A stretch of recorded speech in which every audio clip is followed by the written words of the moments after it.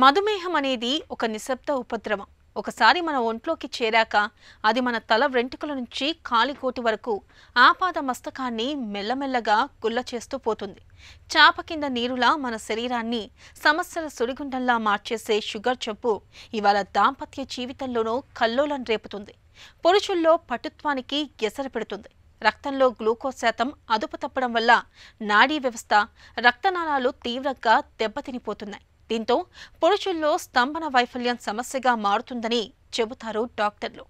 అదుపు తప్పిన షుగర్ జబ్బుతో తలెత్తే స్తంభన వైఫల్యం గురించి ఇప్పుడు తెలుసుకుందాం.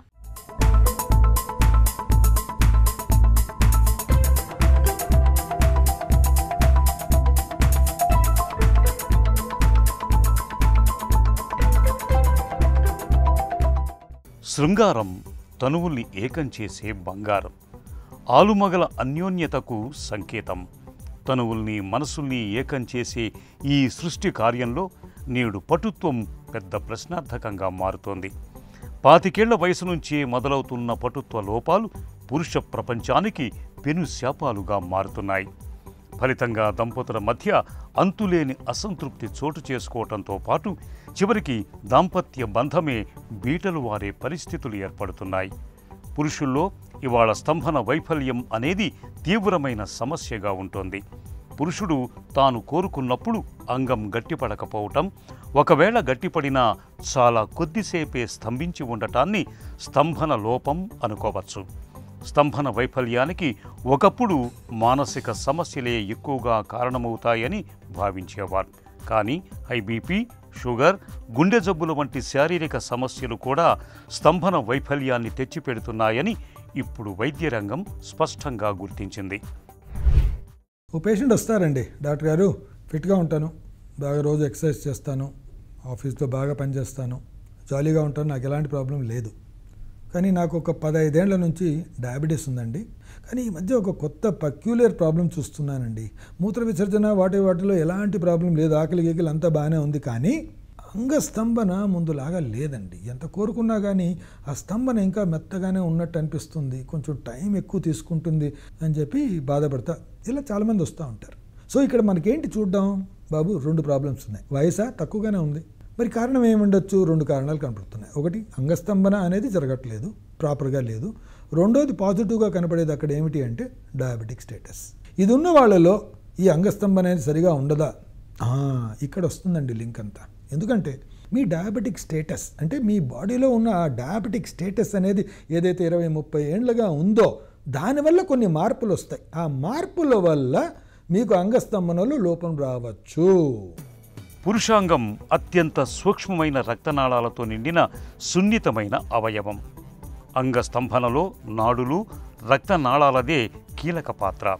అయితే వయసుతో పాటు టెస్టోస్టిరాన్ స్థాయి తగ్గటం, శృంగార వాంఛలు తగ్గుముఖం పట్టడంతో రక్తనాళాల్లోనూ వయసుతో పాటు ఎంతో కొంత మార్పులు వస్తాయి. కాబట్టి స్తంభనలు కొంతవరకు తగ్గుతాయి.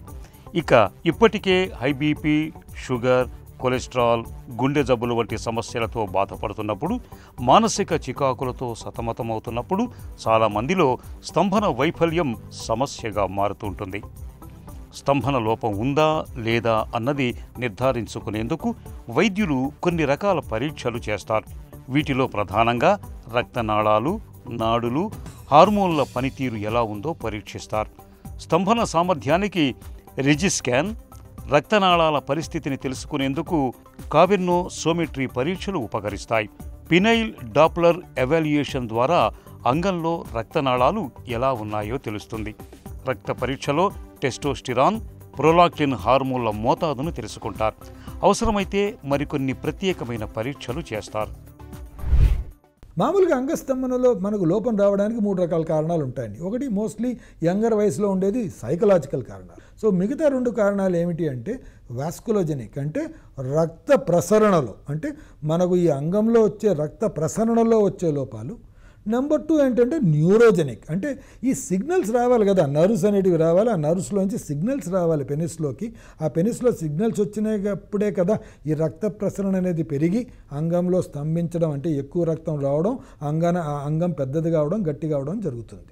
సో ఈ 2 కారణాలు ఉంటాయన్నమాట. ఈ రక్త ప్రసరణలో ఏమవచ్చు అంటే ఈ రక్త నాళాలు ఏవైతే ఈ అంగానికి రక్తం తీసుకొని వస్తాయో ఆ రక్త నాళాల్లో కొవ్వు పేరుకొని ఆ రక్త నాళాలు కొంచెం కుంచుకొని పోయి దాంట్లోంచి రక్త ప్రసరణ అనేది తగ్గిపోవచ్చు. ఒక్కోసారి న్యూరోపతి అంటాం, అంటే ఈ నర్వస్ సిస్టమ్కి డయాబెటీస్ వల్ల ఎఫెక్ట్ అయిన దానివల్ల ఆ సిగ్నల్ ప్రసరణ సరిగా లేకుండా ఈ భాగం కూడా సరిగా పనిచేయకపోవచ్చు. ఈ రెండిట్లు కారణం కావచ్చు, ఏ ఒకటన్నా కారణం కావచ్చు. స్తంభన లోపానికి ఆధునిక వైద్యంలో ఇప్పుడు మంచి మందులు అందుబాటులో ఉన్నాయి. ముఖ్యంగా వయగ్రా సమర్థంగా పనిచేస్తున్నట్లు నిరూపణ అయ్యింది. దీనితో దుష్ప్రభావాలు చాలా తక్కువ. సరైన మోతాదులో వేసుకుంటున్న వారిలో 70 నుంచి 80% మందిలో మంచి ఫలితాన్నిస్తోంది. అయితే వైద్యుల పర్యవేక్షణలో తగు మోతాదులో సరైన క్రమంలో వాడుకోవటం తప్పనిసరి. వయగ్రా తాత్కాలికంగా పనిచేసే మందే గాని శాశ్వతంగా స్తంభన లోపాన్ని తగ్గించేది కాదని గుర్తించాలి. సమస్యను బట్టి హార్మోన్ మాత్రల వంటివి అవసరమవుతాయి. వయాగ్రాతో ఫలితం లేని కొందరికి సర్జరీలు అవసరమవుతాయి. శాశ్వతంగా స్తంభన లోపాన్ని తగ్గించుకోవాలంటే పీనైల్ ప్రోస్టెటిక్ ఇంప్లాంటేషన్ సర్జరీ ఉపయోగపడుతుంది. మరి ట్రీట్మెంట్ ఏమిటి అండి? మెయిన్ థింగ్ మీరు డయాబెటీస్ కంట్రోల్లో ఉంచుకోవాలి. ఈ ప్రాబ్లం అనేది కొద్దిగా ఉన్న వాళ్ళలో ఈ టడోలెఫిల్ కానీ సిల్డెనఫిల్ కానీ ఒక స్మాల్ డోస్తో స్టార్ట్ చేసి పెద్ద డోస్ వచ్చేంత వరకు వాడుకొని, అంటే ఆ టాబ్లెట్ వేసుకొని 1 గంట అయిన తర్వాత అది నార్మల్గా ప్రసరణ ఎక్కువయ్యి అంగస్తంభన ఉన్నప్పుడు దాంట్లో ఆ సెక్స్లో పాల్గొనడం అనేది చేస్తూ ఉంటారు. దానివల్ల ఎలాంటి నష్టం లేదు. వారు చూడాల్సిందంట ఏమిటంటే వాళ్ళకి సిగ్నిఫికెంట్ కార్డియాక్ డిసీజ్, అంటే హార్ట్ ప్రాబ్లం చాలా ఎక్కువగా ఉండి 4-5 స్టెంట్లు పడి ఆల్రెడీ నైట్రేట్స్ అనే మందులు ఎక్కువగా వాడుతున్న వాళ్ళలో ఇది కొంచెం కేర్ఫుల్గా వాడాలి తప్ప అదర్వైజ్ నార్మల్ పీపుల్లో ఇది ప్రాబ్లం లేకుండా వాడుకో. కొంతమందిలో ఎంత ఎక్కువగా ఉంటుందంటే ఇది వాడిన తర్వాత కూడా పెద్ద రెస్పాన్స్ రాకపోవచ్చు. అటువంటి వాళ్ళలో డైరెక్ట్గా పెనిస్లో ఇంజెక్షన్ ఇచ్చి ఎరెక్షన్ తెచ్చుకునే పద్ధతులు ఉన్నాయి, కానీ వీళ్ళలో ఆ పద్ధతితో రెస్పాన్స్ ఎక్కువగా వచ్చే అవకాశం తక్కువ. వాళ్ళు కూడా లైక్ చేయరు, ఎందుకంటే అది కొంచెం నొప్పి వస్తుంది, దానివల్ల రక్త ప్రసరణ వస్తుందో లేదో డౌట్ఫుల్, ఆ పెయిన్తో కొంచెం కష్టపడుతూ ఉంటారు. ద థర్డ్ మెథడాలజీ ఏమిటి అంటే సర్జరీ. సర్జరీ అంటే పెనైల్ ప్రాస్థెసిస్ అంటాం. అంటే ఈ లోపల ఏదైతే అంగం లోపల 2 సిలికాన్ సిలిండర్స్ అనేది అమరుస్తామన్నమాట. ఈ అమర్చిన దానివల్ల అంగస్తంభన తెచ్చుకునే అవకాశం ఉంటుంది. ఇప్పుడు అన్నిటికన్నా మీరు ఆలోచించాల్సింది ఏమిటి అంటే అండి, వచ్చిన వాళ్ళకన్నా రేపు పొద్దున్న రావచ్చేమో అనుకున్న వాళ్ళలో first control diabetes, number 2 good exercise, ఆహార నియమాలు, ఇవి పాటించిన పక్షంలో మీకు ఇది రాకుండా చూసుకునేది బెటర్. వచ్చిన తర్వాత ఈ మందులు కానీ రేపొద్దున ఇంకా దాని రెస్పాండ్ కాకపోతే ఆపరేషన్ తప్ప ఇంకో మార్గం ఉండదు. మన గుండెలోని రక్తనాళాలు 50% మూసుకుపోయినా చాలామంది బాగానే ఉంటారు, బండి నెట్టుకొస్తూ ఉంటారు. కానీ పురుషాంగంలోని రక్తనాళాలు అలా కాదు. అవి చాలా సున్నితమైనవి. కొంతవరకు పర్వాలేదు, కానీ అది ఇంకా ముదిరితే దాన్ని చక్కదిద్దటం కష్టం. అందుకే ఒకసారి స్తంభన లోపం వచ్చిన తర్వాత హై బీపీ, మధుమేహం వంటి వాటిని అదుపులో ఉంచుకున్నప్పటికీ స్తంభన లోపం పూర్తిగా తగ్గుతుందని చెప్పటం కష్టం. కొలెస్ట్రాల్ను తగ్గించుకోవటం, వ్యాయామం చేయటం వంటి వాటి ద్వారా చాలా కొద్ది మేరకు ఫలితం ఉండొచ్చు. ఇలాంటి జాగ్రత్తలు ఆ లోపాన్ని మరింత ముదరకుండా చేస్తాయి.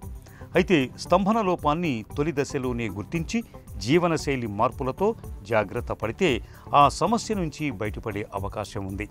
పొగ, మద్యం మానేయటం, శారీరక శ్రమ చేయటం, క్రమం తప్పకుండా వ్యాయామం చేయటం వంటి వాటి వల్ల శరీరంలోని అన్ని భాగాలకు రక్త సరఫరా మెరుగవుతుంది.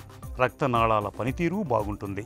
తగినంత విశ్రాంతి తీసుకోవటం, ఒత్తిడిని తగ్గించుకోవటం కూడా ఉపయోగపడతాయి. జీవనశైలి మార్పులతో భాగస్వామితో సంబంధాలు కూడా మెరుగవుతాయి.